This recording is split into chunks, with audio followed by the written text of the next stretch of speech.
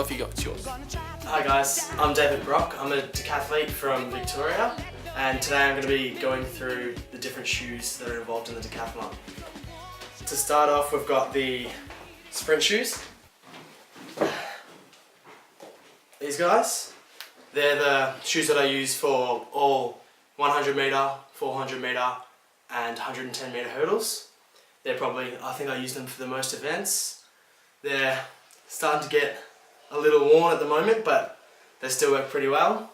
I ran a PB in them about a couple months ago, at the end of last season, 11.13, which I'm pretty happy with, but we're going to get that under 11 soon.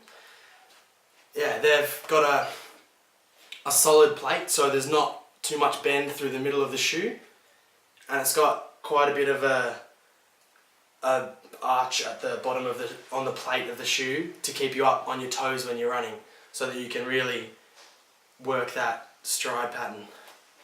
Yeah, it's a good shoe, good plate. Nike does it well. Yeah. The next shoe we have is the long jump shoe. Nice and pink. These are probably my second newest shoe out of all the Decathlon shoes that I've got. They're pretty sturdy as well. They've got a little bit more flex in them than the sprint shoes and a tiny bit more heel. Sprint shoes don't have much of a heel in them.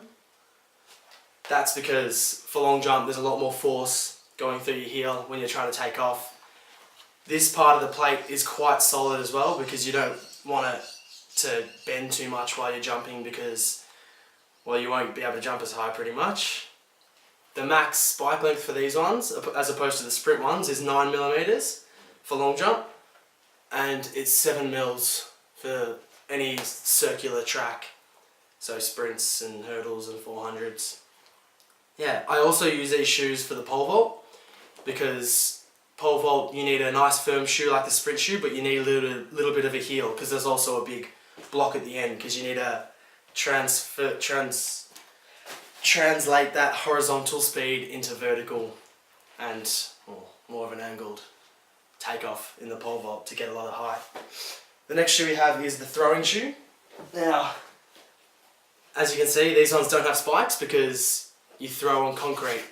I use these for discus and shot put, and yeah, these ones are starting to get pretty old. I think I've had these for about, I don't know, 4.5 years, so I think I'm almost due for a new pair, although they've done me well.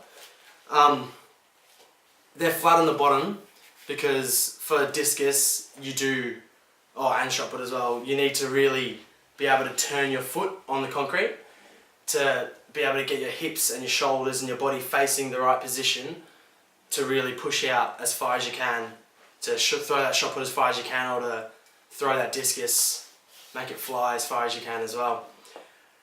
These ones are going through a lot. They're pretty sturdy. They've got a bit more flex in them than the sprint shoes, because you need to really get up right up on your toe when you're throwing. And yeah, they go pretty well. Nike Zoom does it pretty well. As you can see, there's a bit of a trend going on here. 3 Nike shoes in a row. And we'll make that 4 when we go to high jump. High jump shoes. These probably get the most wear out of all my shoes, because I've always done the most high jump training, because I started off as a high jumper. They've got heel spikes, which is the biggest difference in high jump shoes compared to all the other spikes. Only high jump and javelin shoes have the heel spikes. They also have a larger limitation for spike length.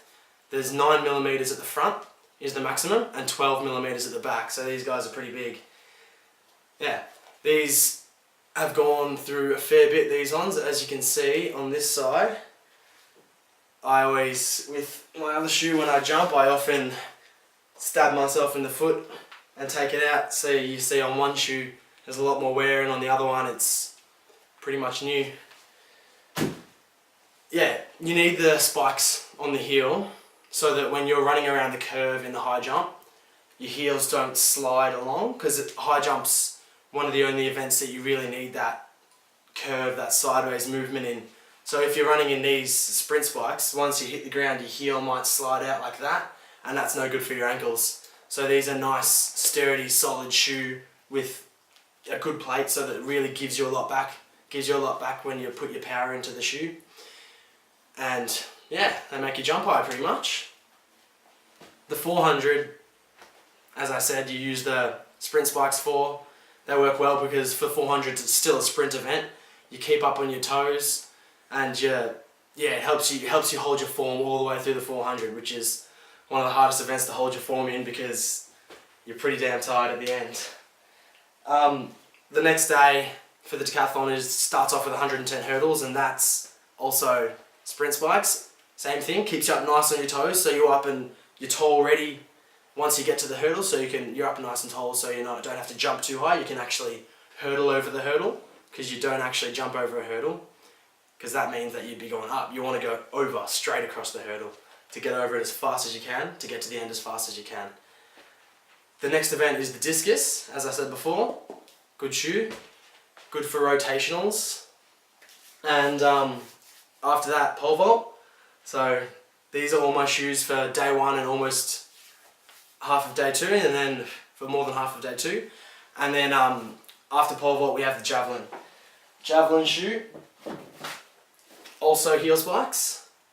You can have 12 mils all round for javelin, but I prefer 9 mils. These ones are a little shorter than the heel spikes of the high jump ones, but same length as the toe spikes. Yeah, so javelin, you need the spikes in the heel and the toe, so that you can pretty much, you're running down the runway almost as fast as you can go, and you need to stop. So you need to stop just before the line and let that javelin fly. And if you stop just in front of the line and you don't have any spikes on, you're just going to slide. Because these spikes are in there, and it's a nice flat base compared to the high jump, which is a bit more of an arch and a little bit more curved on the bottom.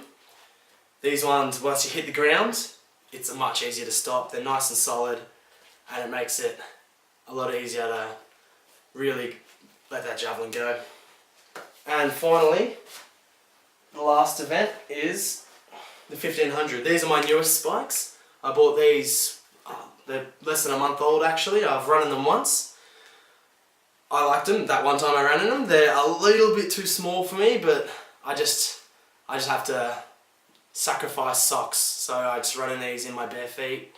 I put my bare feet in these and they fit nice and snug. They're extremely light compared to something like the javelin shoe, which is the heaviest of all these ones.